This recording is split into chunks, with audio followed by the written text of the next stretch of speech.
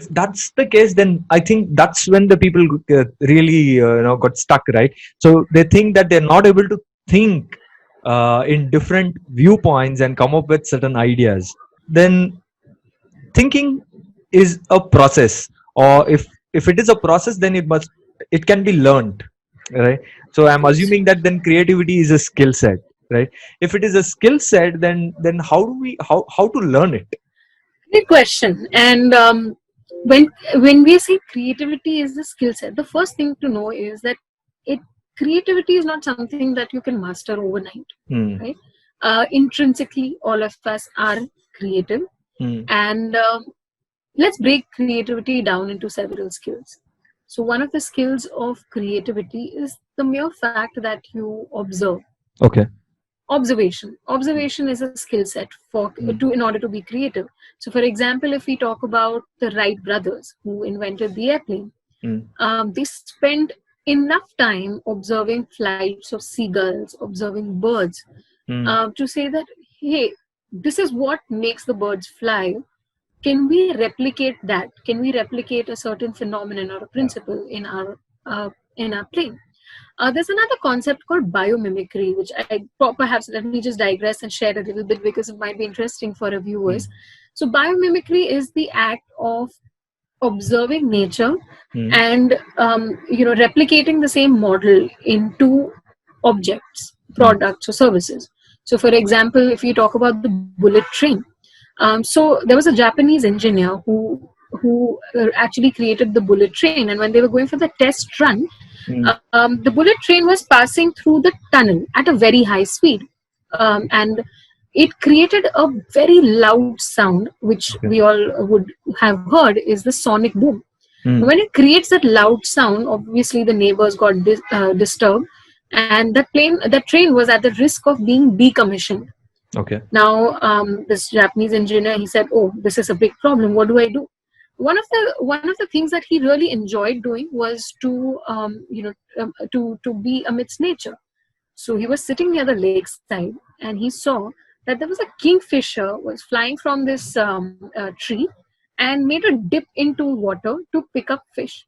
And when he saw that that kingfisher is dipping to get the fish, it wasn't creating any ripples. He said, wow, okay, can I replicate and use the same model into my plane, to into my train? And he what he did, along with his entire team, was just tapered the front of the bullet train and made it in a pointing shape. And when they tried that again, it did not create that sonic boom sound. And also the electricity that was used to commission that entire train, there was a reduction 30% of Wow. electricity usage. So simply put, the answers to creativity are can be amidst nature. So observation is a very important skill set that would Hmm. help us, in order to be creative. Of course, there are many sub skills like experimenting. The fact that we spoke about Thomas Edison, the number of experiments. The problem is that we miss out on this important thing called experimenting. The third try, the fourth try, and we bog down saying, you know what, this will never work. Hmm. That fear of, hey, this will never work, will not make us make the seventh or eighth attempt. The example was pretty interesting, is it? It's like you just observe and try to replicate something, which gives a phenomenal benefit. The key takeaway for me is find, do a lot of an observation and try to, map and try to replicate, so that you would be able to see some tangible benefit coming out of it. Again, the key is the observation. Right. Absolutely. So now moving on to the next item. Now, if we are going to say it is what would be the maximum duration as a, or is there a method to develop this particular skill? Well, I'm glad there is, GV, and that is exactly why What you do, right? why we do what we do. But on a serious note, what I usually tell my participants and the people who come for my workshops is that we ask them to take a test. Okay. Now, this test is called the Creativity Accelerator Assessment. Mm-hmm. When they take the test, they are able to observe and see a report which says that, okay, this is my creativity quotient. this is exactly where I am lacking in terms of my creativity skill sets. We say, okay, we are attending 3 days training, but let me not lie to you. 3 days training will not help you Yeah. build your creativity, of course. But what they get is an action plan. They get a plan which says that, okay, I need to do XYZ. Now, I'll give you what is XYZ. XYZ is simple actions that I can do on a daily basis in order to amp up my creativity scores. So, for example, one of the things that we ask people to do is a simple thing like do a sudoku, or second would be write 10 minutes daily, write the questions that you came across today. So for example, if I look at my cupboard and I say, why is the handle shaped straight, why cannot not be curved? So write down those questions on your daily journal so that you can build that skill of questioning your status quo. So one of the things that managers usually, really step back and fail at is that everything is going on the way it is. Yeah. I'm not taking a step back and questioning why is this process designed the way it is. It's been going on for 10 years. Nobody bothered to change it. Nobody bothered to review it. Yeah. And also when somebody brings up the conversation of reviewing it, the fear is, oh, all this work is going to come back on me. Yeah. Right? Very true. So those are some of the actions that we make them do, and we say that okay, come back after 6 months, take this test again, and see if your scores demonstrate any change. So I would say, in order to show a significant change in your creativity scores, I think the 6 month is a good duration. Good duration, is it? Talk about this creativity accelerator test, right? So what are the factors involved in that test? Probably what kind of an aspects you would be looking out there? Just very curious on. Sure. So, GB, one of the things, of course, like the skill that I mentioned is observation. Okay. So your ability to observe phenomenon around you. Second one is to figure out. Okay. Or in India, we call it jugaad. The aspects of problem discovery and problem solving. The third one is active experimentation. What is your inclination to actively experiment? Right. The fourth one is bias for action, moving the needle, the act of moving the needle. And the last one is the act of drawing connections. Drawing connections. Okay. And I would say that that's one of the most important aspects of creativity, because if you observe the most creative thinkers, let's say somebody who's a copywriter, they're able to pick up unrelated ideas, unrelated objects, and bring those together. And from my research, some of the most creative thinkers, whether it's in business or art, that's one of the things that they said, that we just spend time whether it's in the shower or otherwise, just thinking about, okay, what if I combined this and this? What if I brought these two ideas together? Okay. Right. So yeah, the last one I meant is drawing connection. So these are some of the dimensions that you would be measuring yourself on. Beautifully designed test, right? So it actually covered all the aspects of developing a skill set. Having talked about this, Sakina, now what are the simple tools and techniques any managers can use in their day-to-day life? Because that's the most important segment of this entire podcast, because people would be really thinking, okay, I've listened to the entire podcast, but what kind of an actions I can take immediately? So what are the simple tools they can use to become creative? Yes. So GB, in terms of tools, there are many tools that you could use with your teams at work and otherwise. I wish I could show you these tools, but since it's a podcast, I'll just call them out. Okay. So one of the things that, one of the dimensions that have come out so beautifully in the last 10 years is this space called design thinking. Now, design thinking has some brilliant tools like empathy mapping. So whenever you're approaching a problem, empathy maps are something that will help you envision what are the feelings of your customers or your stakeholders. What are they thinking about? What are they saying? What is the context around them? Mm. And then finally, through a pain gain map, you're able to identify what are the pains of my customers, what are the Mm. opportunities that I have with these customers.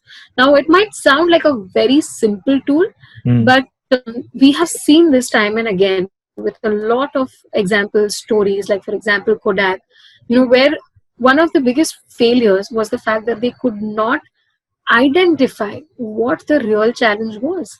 Okay. And we were so distant from our customers Mm. that we were not really hearing them.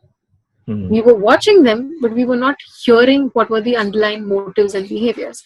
So I think in terms of creativity, really spending time with your users, spending time with your customers is so important.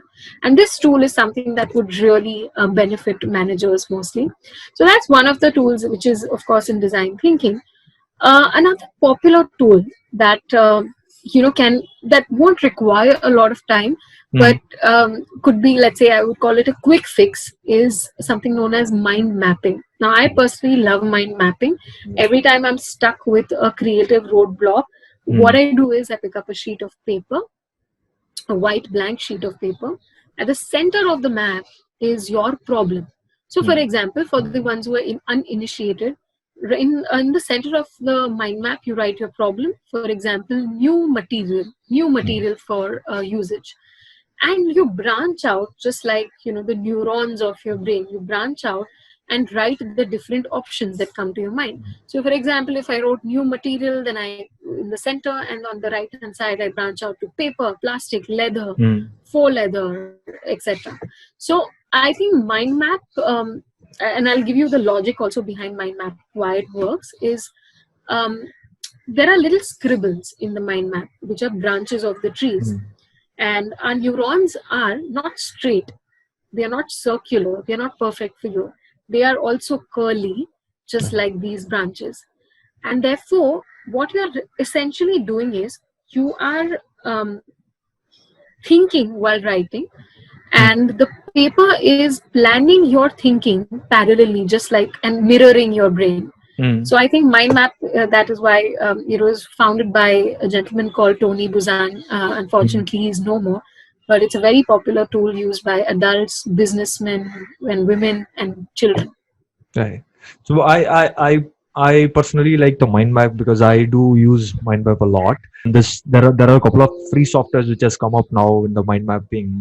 Mindminster is one thing where people can actually use, and it is free of cost for anybody can try it out. I personally believe it's pretty uh, powerful, where you can, when you look at a problem, it gives you a whole different story of a problem, and it branches, like, it goes on and on and on and on, right? I love it. Yeah, I'm so glad you like it too.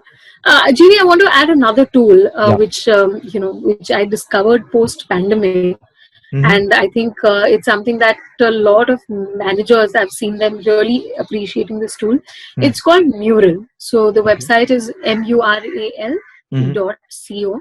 Um, what it simply does is that, when you would typically sit together in at Mm-hmm. work, you would sit with a whiteboard and brainstorm. But here you don't need to be in front of each other, and this replaces the experience of a whiteboard online. So Okay. even if you're not with each other, you can still brainstorm using the tool Mural. So I would definitely recommend it. Okay. Okay. So it's primarily for a virtual brainstorming session, Correct. right? Okay. Because definitely going further, virtual is going to be the way of living. Hence, these are certain things people have to adapt. That's my take. So these are three tools which Sakina is actually recommending us to use it. But though since it is a podcast, she's not able to show us the pictures and all of that. But still, you should be able to Google it and understand it. And if you guys really feel, if you wanted to slightly get deeper into these tools, please let us know. We should be able to facilitate some of these sessions on exploring these tools. Now, Sakina, having talked about this, how the manager should encourage the team members, because this is typically for middle line managers, and only the managers cannot come up with too much of ideas as such. And I strongly believe that people who are on the front line, they know a lot of details beyond what we think, right? So how to actually motivate or encourage them to come up with different ideas? This is I love this question, and this is most managers struggle with that, because Mm, a lot of managers say that, oh, the ideas should come from me. But then if all the ideas coming from you, then how are you a manager? So yes, I think it's very important for managers to really encourage creativity within their teams. And I would say that unfortunately, GB, when it comes to traditional idea generation, mm, it's really designed for extroverts. okay. What I mean by that is, when you see a traditional brainstorming Mm, session in a meeting, you will see people talking over each other, people giving into group think. And group think, when I say, is, let's say, due to hierarchy, the senior most person or the loudest person in the room gets to say the last word, and mm, everybody will just go with the idea, because it's said by somebody who's the senior most person, mm, versus really going for the true merit of the idea. mm, Okay. And that's where I really like to talk about the principle of yes and. Now, what the yes and principle does is mm, that, let's say, GB, you shared an idea. My job would not be to negate the idea, saying that, hey, that's not a great idea, listen to mine. My job would be to take your idea, add mm, new information, and improvise that idea. mm. Okay. Okay, so that would be my key role. So as a manager, my key role would be to yes and on your ideas, add new information in order to make your idea stronger. Stronger. And if Mm, that is the principle, if we can all adhere by and live by, I'm sure brainstorming would be much relevant, easier, encouraging, engaging. So mm, that's one, yes. And second thing is, what we typically like to do in our boot camps is a process where people can, can practice brain writing. So brain mm, writing is where, let's say, I have to write an idea. I'll take a piece of paper, write down my idea, pass it to the next person. The mm, next person adds some idea onto my idea. And then once I have these ideas written, I have 1 minute opportunity to share my idea with the entire team. mm, And everybody has to listen, add, and contribute in a non-judgmental manner. mm, And to see the idea for its merit. And that is why, GV, I would say a facilitator in okay. any of these idea sessions are so important, Mm, because without a facilitator, you'll indulge in group think, into talking mm, over each other, etc. So a facilitator, neutral facilitator, mm. is very important, whether it's internal or external. So I remember one of the saying from my boss. He always says this: even one small sign of frowning can completely bury the ideas during the sessions. As you said, having a facilitator is very important, and I really like the idea of yes and, right, you acknowledge it and improvise the idea better, right, rather than just saying no to it or having a last word. Instead of that, you just say yes, add a lot of information and improvise it and try to implement it. So that's I that's really one. like what your boss said. That a simple frown is something that can discourage the other person, Hmm. and therefore, you call that poker face. How Ha, poker players, yeah. operate in a room. So that's what the role of a manager is: to be Hmm. an actor, and be driven by the process versus Hmm. being the driver of the process. Right, right, very true. So now, this is a last question for you, Shakil. Now, what is one book if you wanted to recommend to the community around this particular topic? What is it? Yeah, well, GV, there are so many books. I've read, That is a the lot of problem, right? books. Yeah, I mean, I've read so many books, and I would say I would love all of them. But if there's one book, Mm, for people who would really like to get a snapshot, a deep dive into the mm, neurological aspect of creativity, I mm, would recommend this book. And in fact, I have this with me. It's called The Secret of the Highly Creative Thinker. okay. This Mm, is written by, authored by Dorothy Nielsen and Sarah mm, Thurber. Now, mm, I love this book because now we're talking about a book of creativity, and I've seen, Mm, large thesis. And I'm like, okay, this completely is an antidote to creativity. But mm, this one like it because it has examples, it has stories, it has images, and mm. it explains the concept of creativity in such a Okay. lucid way. So I would highly recommend this book for the ones who like to read.